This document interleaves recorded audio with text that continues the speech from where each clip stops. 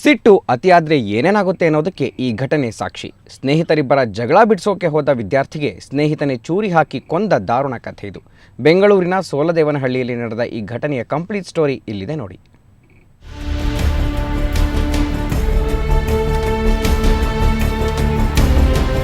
ಹೀಗೆ ಶವವಾಗಿ ಮಲಗಿರೋ ಹುಡುಗನ ಹೆಸರು ಮಂಚನ್ ಸಿಂಗ್. ಮೂಲತಃ ದೆಹಲಿಯವನು. 3 ವರ್ಷಗಳ ಹಿಂದೆ ಬೆಂಗಳೂರಿಗೆ ಬಂದು ಸೋಲದೇವನಹಳ್ಳಿಯ ಆಚಾರ್ಯ ಇಂಜಿನಿಯರಿಂಗ್ ಕಾಲೇಜಿನಲ್ಲಿ 5ನೇ ಸೆಮಿಸ್ಟರ್ ಓದ್ತಾ ಇದ್ದ. ಅದೇ ಕ್ಲಾಸ್ನಲ್ಲಿ ಓದ್ತಾ ಇದ್ದ ಬಿಹಾರ ಮೂಲದ ಜಯಪ್ರಕಾಶ್ ಸಿಂಗ್ ಮತ್ತು ರಾಜೇಶ್ ಸಿಂಗ್ ನಡುವೆ ಅಟೆಂಡೆನ್ಸ್ ವಿಚಾರದಲ್ಲಿ ಜಗಳ ನಡೆದಿದೆ. ಸ್ನೇಹಿತರ ಜಗಳ ಬಿಡಿಸಲು ಹೋದ ಮಂಚನ್ ಸಿಂಗ್ಗೆ ಜಯಪ್ರಕಾಶ್ ಸಿಂಗ್ ಚಾಕುವಿನಿಂದ ಇರಿದಿದ್ದಾನೆ. ತೀವ್ರವಾಗಿ ಗಾಯಗೊಂಡ ಮಂಚನ್ ಸಿಂಗ್ NRR ಆಸ್ಪತ್ರೆಯಲ್ಲಿ ಕೊನೆಯುಸಿರೆಳೆದಿದ್ದಾನೆ. ಆರೋಪಿ ಜಯಪ್ರಕಾಶ್ ಸಿಂಗ್ನನ್ನು ವಶಕ್ಕೆ ಪಡೆದಿರೋ ಪೊಲೀಸರು ಕೇಸು ದಾಖಲಿಸಿಕೊಂಡಿದ್ದಾರೆ. ಸುಮ್ಮನೆ ಮಾತಷ್ಟೇ. ಹಿಂದಿಲಿ ಅವರು ಬೈದು ಇವನು ಬೈದಾನೆ. ಆವಾಗ ಇವನಿಗೆ ಜಯಪ್ರಕಾಶ್ ಸಿಂಗ್ ಸಿಟ್ಟು ಬಂದಿದೆ. ಮನೊಳಗೆ ಒಂದು ಚಾಕು ತಂದಿದ್ದಾನೆ.